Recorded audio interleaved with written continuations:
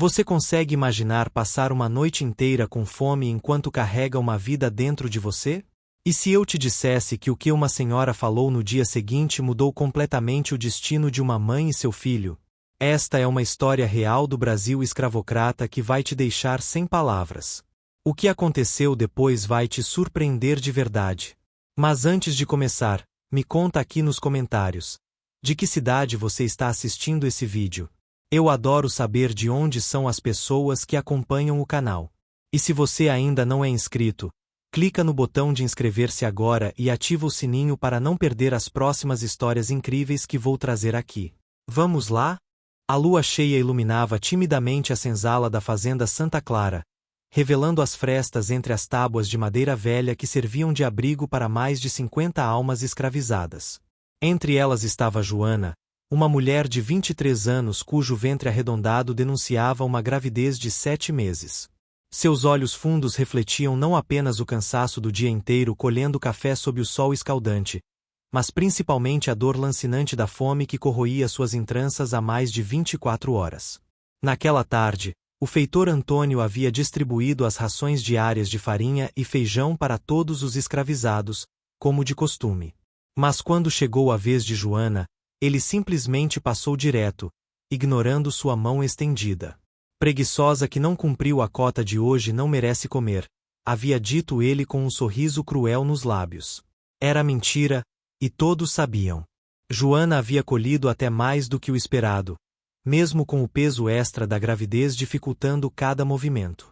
Mas o feitor tinha suas razões pessoais para persegui-la, razões que ninguém ousava questionar abertamente.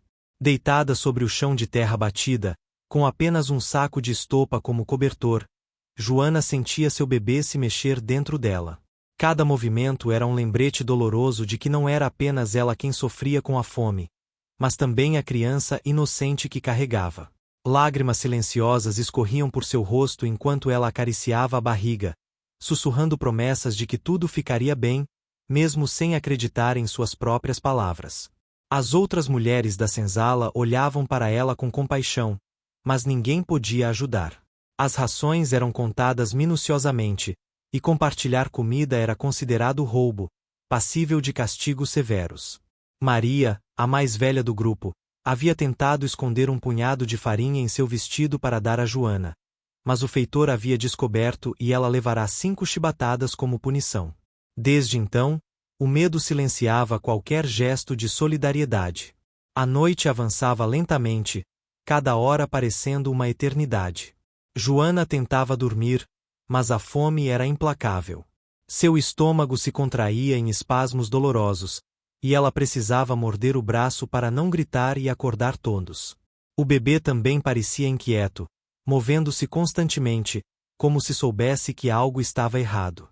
Ela se perguntava se conseguiria sobreviver até o dia seguinte, se teria forças para trabalhar novamente, se seu filho nasceria saudável ou marcado pela desnutrição que já começava a afetar seu próprio corpo enfraquecido. Quando o primeiro raio de sol finalmente começou a clarear o horizonte, Joana não tinha certeza se havia dormido ou apenas desmaiado de exaustão. Seu corpo tremia, não apenas de frio, mas de fraqueza extrema. As outras mulheres começavam a se levantar para mais um dia de trabalho árduo, e ela sabia que precisaria fazer o mesmo. Mas como? Como encontrar forças quando não havia nada dentro dela além de vazio e desespero? Foi então que ouviu passos diferentes se aproximando da senzala, passos leves e delicados que não pertenciam ao feitor. Era a sinhá Isabel. Isabel Mendonça de Albuquerque era uma figura imponente na fazenda Santa Clara. Com seus 42 anos, ela carregava a postura altiva típica das senhoras de engenho, mas havia algo diferente em seus olhos castanhos que poucos conseguiam decifrar completamente.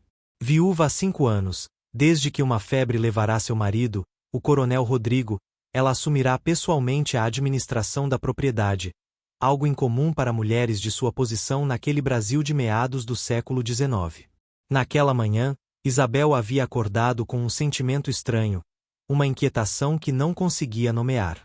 Durante o café da manhã servido por Benedita, sua mucama de confiança, ela mal tocará na comida, perdida em pensamentos que a incomodavam.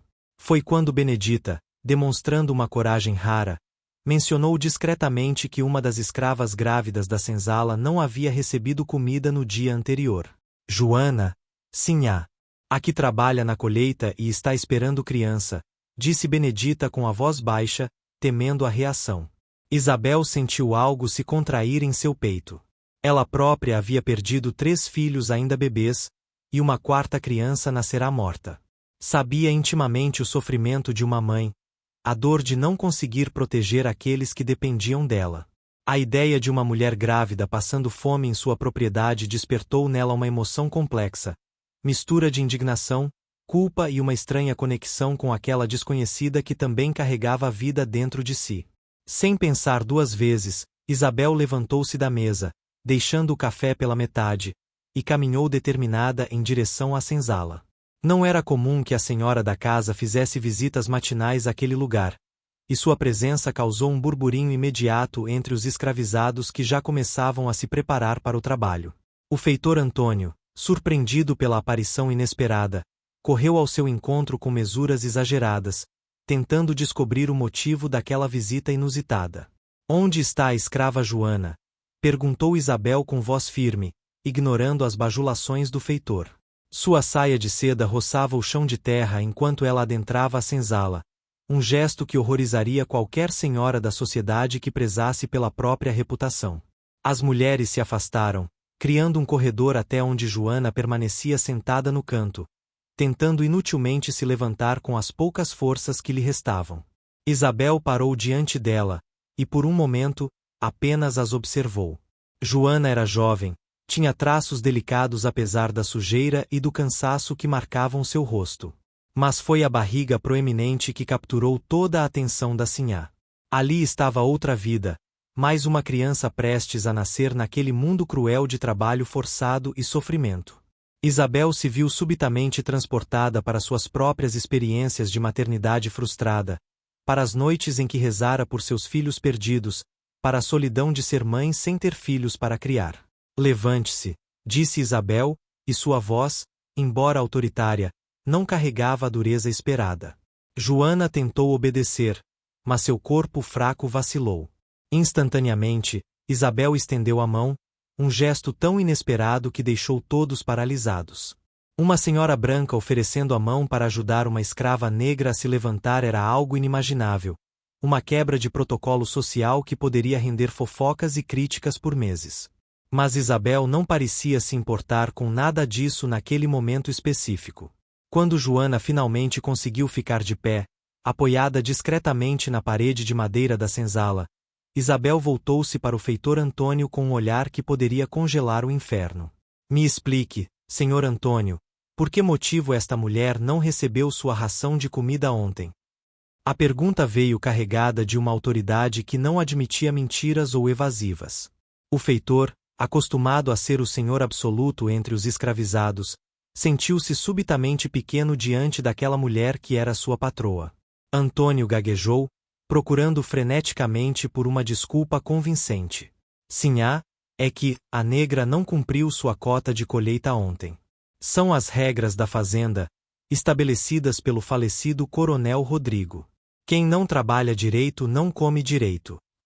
Ele tentou soar convicto, mas havia um tremor em sua voz que denunciava a insegurança. Alguns dos escravizados presentes trocaram olhares nervosos, sabendo que aquilo era mentira, mas sem coragem para contradizer o feitor. Isabel caminhou lentamente até onde estavam as cestas de colheita do dia anterior, ainda empilhadas próximo ao depósito esperando para serem pesadas e catalogadas. Ela conhecia bem aquele processo, havia aprendido cada detalhe da administração da fazenda após a morte do marido. Localizou rapidamente a cesta que tinha o nome de Joana marcado em carvão na lateral. "Venha aqui, senhor Antônio", chamou ela, apontando para a cesta. Com passos hesitantes, o feitor aproximou-se. Isabel então fez algo completamente inesperado. Ela mesma começou a verificar o peso e a qualidade dos grãos de café coletados por Joana. Para a surpresa de ninguém que conhecesse a verdade, a cesta estava não apenas completa, mas acima da cota estabelecida. Isabel deixou um silêncio pesado pairar no ar por longos segundos antes de falar, cada palavra pronunciada com uma clareza cortante que não deixava espaço para argumentação. Interessante. Segundo minha contagem, esta escrava não apenas cumpriu sua cota como a superou em aproximadamente 15%. E ainda assim, o Senhor decidiu puni-la com fome. Uma mulher grávida de 7 meses, responsável por 2 vidas, foi deixada sem alimentação sob sua supervisão. Gostaria de revisar sua explicação, Sr. Antônio. O tom de Isabel era gelado, e todos ao redor podiam sentir a tensão crescente no ar. O feitor empalideceu, percebendo que havia sido pego em flagrante mentira. Antônio tentou uma última cartada, apelando para o preconceito e a ordem social estabelecida. Sinhá, com todo respeito, mas são apenas negros. Precisamos ser rígidos com eles ou perdem o respeito e a disciplina.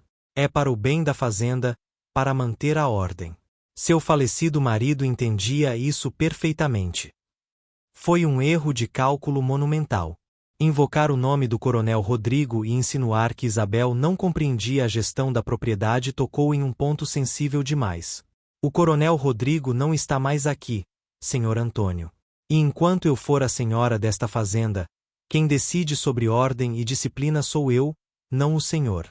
Deixar uma mulher grávida passar fome não é disciplina, é crueldade desnecessária que coloca em risco não apenas a vida dela, mas também a de uma criança inocente. E isso, senhor, não acontecerá em minha propriedade. Está claro.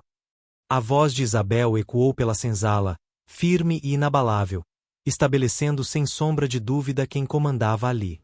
O feitor baixou a cabeça, derrotado, murmurando um sim, sinhá quase inaudível.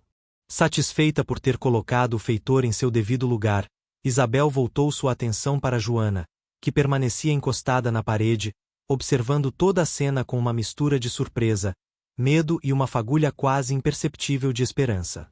A sinhá estudou aquele rosto jovem por um momento, vendo além da sujeira e do cansaço, reconhecendo algo de universal na experiência da maternidade que ambas compartilhavam, ainda que em circunstâncias radicalmente diferentes. Qual é seu nome completo? Perguntou Isabel, surpreendendo a todos com a gentileza inesperada no tom de voz. Joana hesitou, não acostumada a ser tratada como alguém digno de perguntas pessoais. Joana? Sinhá. Só Joana. Não tenho outro nome, respondeu ela baixinho, mantendo os olhos baixos conforme o protocolo exigia. Isabel assentiu lentamente, processando aquela realidade dolorosa de pessoas que viviam sem sobrenomes, sem história oficial, sem identidade além de suas funções. Joana, repetiu Isabel, como se estivesse testando o nome nos lábios. Quando seu bebê deve nascer? A pergunta pegou Joana desprevenida. Ninguém nunca havia perguntado sobre seu bebê, sobre a data prevista, sobre qualquer detalhe que importasse além de quanto tempo ela ainda seria capaz de trabalhar. Acho que daqui a 2 meses, sinhá. Talvez menos. Não sei ao certo, respondeu ela, a voz embargada de emoção. Isabel tomou então uma decisão que mudaria os rumos daquela história. A partir de hoje, você não trabalhará mais na colheita. Vai ajudar na casa grande, em tarefas leves, até que o bebê nasça. Benedita irá instruí-la sobre suas novas funções. E você receberá 3 refeições completas por dia, entendeu? O silêncio que se seguiu foi ensurdecedor. Todos na senzala ficaram boquiabertos, incapazes de processar o que acabavam de ouvir. Trabalhar na casa grande era considerado um privilégio entre os escravizados. Significava trabalho menos extenuante, melhor alimentação, roupas mais decentes e a possibilidade de escapar do sol escaldante da lavoura e da brutalidade dos feitores. Que a sinhá oferecesse isso espontaneamente a Joana, sem que ela tivesse pedido ou feito qualquer coisa para merecer tal benevolência, era simplesmente inacreditável. O próprio feitor Antônio abriu a boca para protestar, mas um olhar de Isabel o fez engolir as palavras. Agradeça a sinhá, negra, rosnou o feitor, tentando recuperar alguma autoridade sobre a situação. Mas Joana não precisava ser mandada. Ela caiu de joelhos, não apenas em gratidão formal, mas em genuíno alívio e emoção. Lágrimas começaram a rolar livremente por seu rosto enquanto ela segurava a barra do vestido de Isabel, repetindo obrigada, sinhá, obrigada entre soluços. Era a primeira vez em muito tempo que alguém a tratava como um ser humano, como alguém cujo sofrimento importava. Isabel sentiu-se desconfortável com aquela demonstração de emoção, não por falta de empatia, mas porque isso tornava tudo muito real, muito pessoal. Ela havia tomado aquela decisão movida por um impulso que nem ela mesma compreendia completamente. Levante-se, Joana. Benedita está esperando na casa grande. Vá tomar um banho e comer algo. Começará suas novas funções amanhã. Com essas palavras, Isabel deu as costas e saiu da senzala, deixando para trás um grupo de pessoas atonitas e uma jovem mãe que, pela primeira vez em meses, se permitiu acreditar que talvez, apenas talvez, havia esperança.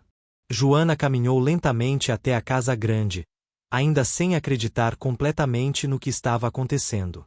Cada passo parecia surreal, como se ela estivesse vivendo um sonho do qual temesse acordar a qualquer momento.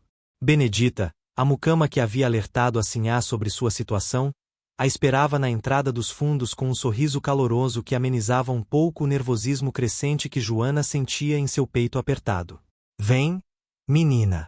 Primeiro vamos te dar um banho decente e roupas limpas. Não pode trabalhar na casa da sinhá parecendo que acabou de sair da roça, disse Benedita com uma gentileza maternal que contrastava fortemente com o tratamento rude a que Joana estava acostumada. A mucama tinha uns 50 anos, cabelos grisalhos amarrados num lenço colorido, e olhos que haviam visto muita coisa ao longo de décadas servindo naquela casa, primeiro sob o coronel Rodrigo e agora sob Isabel. Benedita conduziu Joana até uma pequena construção nos fundos da casa grande, onde ficavam os aposentos dos escravos domésticos. Era simples, mas infinitamente melhor que a senzala. Tinha piso de tábuas de madeira, paredes caiadas, algumas janelas que permitiam a entrada de luz e ar fresco. Havia até mesmo catres individuais com colchões de palha, um luxo inimaginável para quem dormia no chão de terra batida. O banho foi uma experiência transformadora.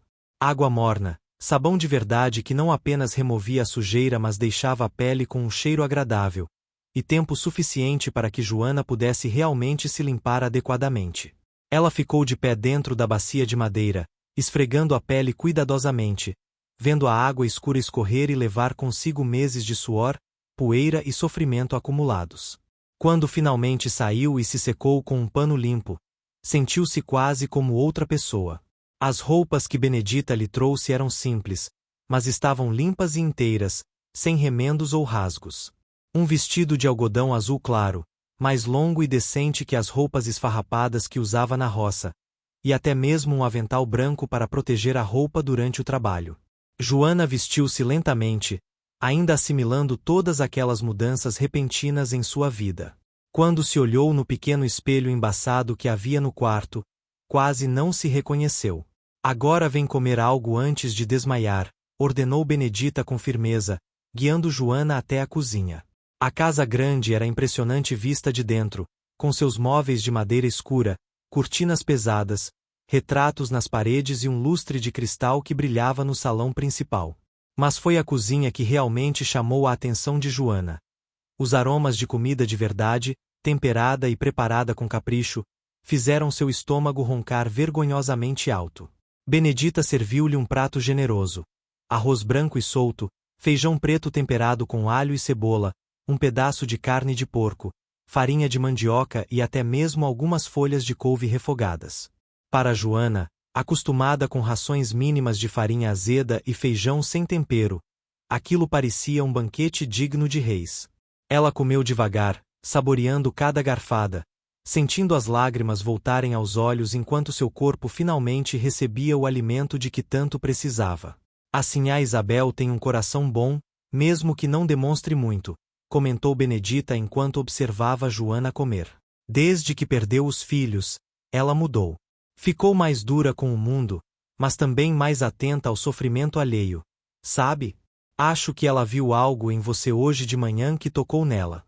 Tem sorte, menina. Cuide bem dessa oportunidade, porque não é todo dia que uma escrava da roça consegue vir para a casa grande. Joana apenas assentiu, ainda sem palavras para expressar tudo o que sentia naquele momento de transformação profunda. Os dias seguintes foram um turbilhão de aprendizado e adaptação para Joana. Benedita era uma professora paciente, mas exigente, ensinando-lhe os protocolos complexos de trabalhar na casa grande. Como servir a mesa sem fazer barulho, como limpar os objetos delicados sem quebrá-los, como lavar e passar as roupas finas da sinhá sem danificar os tecidos importados. Cada tarefa tinha suas regras específicas, seu ritmo próprio, sua importância particular. Trabalhar dentro da casa era fundamentalmente diferente de trabalhar na lavoura. Na roça, o trabalho era brutal e repetitivo, mas simples. Colher café, carregar cestas, plantar, capinar. Exigia força física e resistência, mas não muita reflexão. Na casa grande, por outro lado, cada movimento precisava ser calculado, cada gesto precisava ser discreto, cada palavra precisava ser medida. Era um tipo diferente de cansaço, mental mais do que físico, mas infinitamente mais suportável, especialmente para uma mulher grávida. Isabel observava de longe o progresso de Joana, sem interferir diretamente mas mantendo-se atenta. Ela notava como a jovem escrava se dedicava a aprender, como seus olhos brilhavam de determinação quando enfrentava uma tarefa nova, como ela acariciava a barriga nas pausas, conversando baixinho com o bebê que crescia dentro dela. Havia algo naquela cena que mexia com Isabel de formas que ela preferia não analisar muito profundamente. Certa tarde, Isabel estava bordando na sala de estar quando ouviu um estrondo seguido de um grito abafado. Ela se levantou rapidamente e encontrou Joana no corredor, cercada por cacos de porcelana que já haviam sido uma das xícaras finas do jogo de chá da família. A jovem estava pálida, tremendo, claramente aterrorizada com o que acabará de acontecer. Quebrar algo de valor na casa do Senhor era motivo para castigo severo, e Joana sabia disso. Sinhá, eu não queria, foi sem querer, minha barriga esbarrou na bandeja e... Joana começou a se desculpar freneticamente, suas palavras tropeçando umas nas outras enquanto ela se ajoelhava, começando a recolher os cacos com as mãos trêmulas. Isabel aproximou-se, e Joana fechou os olhos, esperando pelo grito, pela punição, talvez até pela ordem para voltar à senzala e à lavoura. Mas nada disso veio. Pare! Você vai cortar as mãos com esses cacos, disse Isabel com uma voz surpreendentemente calma. Benedita, traga uma vassoura e uma pá, por favor. Ela esperou até que os cacos estivessem devidamente recolhidos antes de continuar. Joana, olhe para mim. A jovem ergueu os olhos lentamente, ainda esperando o pior. Era apenas uma xícara. Objetos quebram. O importante é que você não se machucou, nem o bebê. Tenha mais cuidado da próxima vez. A reação de Isabel deixou não apenas Joana, mas também Benedita e as outras criadas que haviam presenciado a cena completamente surpresas. Uma senhora de engenho que não punia uma escrava por quebrar porcelana importada? Isso era inédito. Joana mal conseguia acreditar, e naquela noite, deitada em seu catre confortável, ela se pegou repensando tudo o que sabia sobre a sinhá Isabel. Quem era realmente aquela mulher que demonstrava uma humanidade tão rara em um mundo construído sobre a desumanização? Conforme as semanas passavam, uma dinâmica estranha e não planejada começou a se desenvolver entre Isabel e Joana. Não era exatamente amizade, as barreiras sociais e raciais eram grossas demais para isso, mas havia um tipo peculiar de conexão que crescia silenciosamente entre as duas mulheres. Isabel começou a pedir especificamente que fosse Joana quem servisse seu chá da tarde, quem arrumasse seu quarto, quem a ajudasse a vestir-se pela manhã. Durante esses momentos, conversas breves aconteciam. No início eram apenas ordens e confirmações: pegue aquele chale. Sim, sinhá, a água está quente o suficiente. Sim, sinhá. Mas gradualmente, Isabel começou a fazer perguntas. Como você está se sentindo hoje? O bebê está se mexendo muito. Você conseguiu dormir bem? Eram perguntas simples, quase triviais, mas carregavam um interesse genuíno que Joana nunca havia experimentado vindo de uma pessoa branca, muito menos de sua senhora. Joana, por sua vez, Começou a compreender que por trás da fachada fria e autoritária de Isabel existia uma mulher profundamente solitária e marcada por perdas devastadoras. A casa grande, por maior e mais luxuosa que fosse, era fundamentalmente vazia.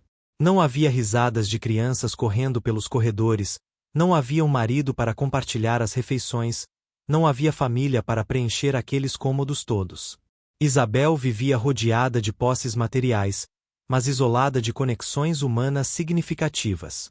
Uma tarde, enquanto arrumava os cabelos de Isabel para um jantar com fazendeiros vizinhos, Joana notou algumas mechas brancas que começavam a aparecer entre os fios escuros. Sem pensar, comentou baixinho: "A sinhá está ficando com alguns fios prateados. São bonitos, parecem pedacinhos de lua." Isabel ficou surpresa com o comentário, tão diferente das bajulações vazias que normalmente recebia. Ela olhou para Joana através do espelho, e por um momento, suas defesas baixaram. "Tenho 42 anos, Joana. Já passei da idade de ser mãe, já enterrei mais filhos do que consegui criar. Esses fios brancos são apenas lembretes de tudo o que perdi." A vulnerabilidade naquela confissão era palpável. Joana, movida por um impulso que desafiava todas as regras sociais, colocou gentilmente a mão no ombro de Isabel. Foi apenas um toque breve, mas carregado de empatia. A sinhá ainda pode conhecer a alegria de ver uma criança crescer, mesmo que não seja do seu sangue. A frase ficou suspensa no ar, e Isabel sentiu algo se mexer dentro dela, uma possibilidade que ela não tinha considerado até aquele momento. Ela afastou rapidamente aquele pensamento, recompondo sua máscara de senhora da casa. "Termine meu penteado, Joana. Meus convidados chegarão em breve." Mas algo havia mudado naquela troca, uma semente havia sido plantada na mente de Isabel, e ela não conseguiria ignorá-la por muito tempo, por mais que tentasse. Naquela noite, depois que os convidados partiram e a casa estava silenciosa, Isabel subiu até seu quarto e ficou longo tempo olhando pela janela para as luzes tênues que vinham da senzala. Ela pensou em Joana, no bebê que estava para nascer, em seus próprios filhos perdidos, na solidão que a consumia. E pela primeira vez em anos, Isabel Mendonça de Albuquerque chorou, permitindo-se sentir toda a dor que havia reprimido por tanto tempo, toda a perda, toda a humanidade que o papel de senhora de engenho exigia que ela sufocasse. O 8º mês de gravidez de Joana chegou com complicações inesperadas. Ela começou a ter inchaços severos nas pernas e mãos, sua pressão subia perigosamente, e frequentemente sentia tonturas que a deixavam à beira do desmaio. Isabel, cada vez mais preocupada, mandou chamar o médico da cidade, Dr. Arnaldo, um homem de meia idade com uma reputação razoável. Embora atender uma escrava com tanto cuidado quanto se atenderia uma senhora branca fosse algo que o deixou visivelmente confuso. "Dona Isabel, com todo o respeito, mas gastar dinheiro com médico para uma negra grávida é um tanto incomum", comentou o doutor com delicadeza forçada, pesando as palavras para não ofender sua cliente, mas deixando clara sua opinião sobre o assunto. Isabel olhou para ele com aquela frieza característica que usava quando alguém questionava suas decisões. "Doutor Arnaldo, eu o chamei para examinar a paciente, não para dar opinião sobre meus gastos. Faça seu trabalho." O médico examinou Joana e diagnosticou o que chamou de hidropisia da gravidez, uma condição que hoje conheceríamos como pré-eclâmpsia. Era grave, potencialmente fatal tanto para a mãe quanto para o bebê. Ele recomendou repouso absoluto, dieta restrita em sal e monitoramento constante. Se piorar, teremos que provocar o parto antes da hora, o que pode ser perigoso. A criança pode não sobreviver se nascer muito cedo, explicou com a franqueza brutal típica dos médicos daquele período. Isabel ouviu tudo em silêncio, seu rosto uma máscara impassível que não revelava o turbilhão de emoções que a consumia por dentro. Quando o médico partiu, ela deu ordens para que Joana fosse transferida para um dos quartos de hóspedes da casa grande, não mais nos aposentos dos criados nos fundos, mas na própria residência principal. Benedita ficou chocada, mas obedeceu, sabendo que questionar a sinhá naquele momento não levaria a nada. Joana foi instalada em um quarto pequeno mas confortável, com uma cama de verdade com colchão de penas, janelas com cortinas de linho, uma bacia de porcelana para se lavar. Era um luxo tão absurdo para uma escrava que ela se sentiu completamente deslocada, como se tivesse invadido um espaço que não lhe pertencia. Mas Isabel foi inflexível. Joana ficaria ali, onde poderia ser monitorada adequadamente durante aqueles dias críticos que antecediam o parto. As noites eram as piores. Joana deitava-se naquela cama macia, mas o medo não a deixava relaxar completamente. E se algo desse errado? E se ela morresse no parto, como tantas outras mulheres que conhecera? E se o bebê nascesse morto, depois de tudo pelo que haviam passado? Os pensamentos sombrios a assombravam, e em mais de uma ocasião, Isabel a encontrou acordada de madrugada, chorando silenciosamente enquanto acariciava a barriga inchada. Foi durante uma dessas noites que Isabel tomou sua decisão final. Ela entrou no quarto de Joana carregando uma lamparina, sua camisola branca de dormir dando-lhe uma aparência quase fantasmagórica na penumbra. Sentou-se na beira da cama, um gesto de intimidade que quebrava completamente todas as barreiras sociais. Joana, preciso te dizer algo, e quero que me ouça com atenção, começou ela, sua voz baixa mas firme. Quando seu bebê nascer, se vocês dois sobreviverem, eu vou comprar a carta de alforria de ambos. Vocês serão libertos. Mas há uma condição. Você e a criança permanecerão aqui na fazenda, morando na casa grande. Você como minha dama de companhia, e seu filho será criado como se fosse meu pupilo. Terá educação, roupas decentes, comida adequada, uma vida digna. Em troca, você ficará ao meu lado e me ajudará a preencher este vazio que me consome. Joana ficou paralisada, incapaz de processar o que acabava de ouvir. Liberdade? Para ela e seu filho?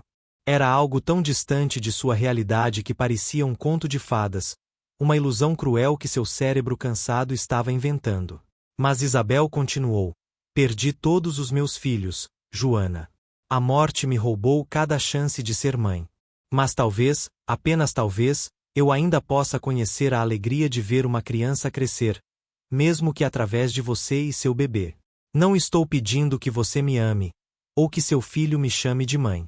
Mas estou oferecendo uma chance de vida, uma chance real de felicidade, dentro das limitações deste mundo injusto em que vivemos. 3 semanas depois daquela conversa noturna, em uma manhã úmida de novembro, as dores do parto começaram. Joana acordou com contrações fortes que a fizeram dobrar-se sobre si mesma, segurando a barriga e tentando respirar como Benedita havia lhe ensinado. A mucama correu para buscar a parteira, Dona Margarida, uma mulher negra e livre que tinha décadas de experiência trazendo crianças ao mundo, tanto brancas quanto negras, tanto legítimas quanto nascidas da violência da escravidão. Isabel ficou do lado de fora do quarto durante as primeiras horas, incapaz de entrar mas também incapaz de se afastar. Ela caminhava de um lado para outro no corredor, as mãos entrelaçadas com tanta força que seus dedos ficaram brancos, o coração disparado cada vez que ouvia Joana gritar de dor lá dentro. Eram os gritos do parto, mas também os ecos de seus próprios partos perdidos, de seus próprios bebês que não sobreviveram, de todas as dores que ela havia carregado em silêncio por tantos anos. O trabalho de parto durou 14 horas longas e exaustivas.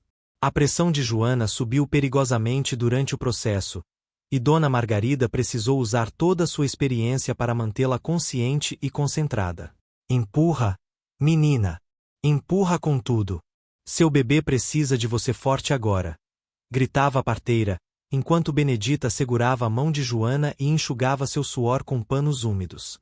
Foi um dos partos mais difíceis que Dona Margarida já havia assistido. Mas então, quando o sol começava a se pôr, tingindo o céu de laranja e roxo, um choro forte e saudável ecoou pelo quarto. É um menino! Um menino lindo e forte, anunciou Dona Margarida com um sorriso largo, erguendo o bebê ensanguentado mas perfeitamente formado. Joana desabou de exaustão e alívio, lágrimas escorrendo por seu rosto enquanto ouvia o choro de seu filho, a confirmação de que ele estava vivo, que ele havia sobrevivido, que eles dois tinham atravessado aquele vale sombrio juntos. Isabel, ao ouvir o choro do bebê, sentiu suas pernas fraquejarem. Ela apoiou-se na parede do corredor, levando a mão ao peito como se tentasse conter o coração que ameaçava saltar para fora. Quando Benedita abriu a porta e acenou para que ela entrasse, Isabel hesitou por um momento, subitamente assustada com o que aquilo tudo significava, com as responsabilidades que havia assumido, com as emoções que ameaçavam transbordar. Mas então ela entrou, e viu Joana deitada na cama, exausta mas radiante, segurando um pequeno embrulho de panos brancos contra o peito. O bebê tinha parado de chorar e agora fazia pequenos sons, aqueles ruídos indefiníveis que recém-nascidos fazem enquanto exploram o mundo novo em que acabaram de chegar. Isabel aproximou-se lentamente, e quando Joana ergueu os olhos para ela, havia gratidão, mas também uma pergunta silenciosa naquele olhar cansado. Ele é perfeito, disse Isabel com a voz embargada, olhando para aquele rostinho minúsculo, para aqueles olhos ainda fechados, para aqueles dedinhos minúsculos que se abriam e fechavam no ar. Como vai chamá-lo? Joana olhou para seu filho, depois para Isabel, e finalmente respondeu. Se assim a permitir, gostaria de chamá-lo de Gabriel. Significa mensageiro de Deus, portador de boas notícias. Porque ele trouxe esperança quando eu já não tinha mais nenhuma. Isabel assentiu, incapaz de falar por causa do nó que se formara em sua garganta. Ela estendeu a mão, pela primeira vez, tocou delicadamente a testa do bebê Gabriel. Era tão suave, tão quente, tão vivo. Naquele momento, algo dentro de Isabel que havia estado congelado por anos finalmente começou a descongelar. Não era a mesma coisa que ter seus próprios filhos, ela sabia disso.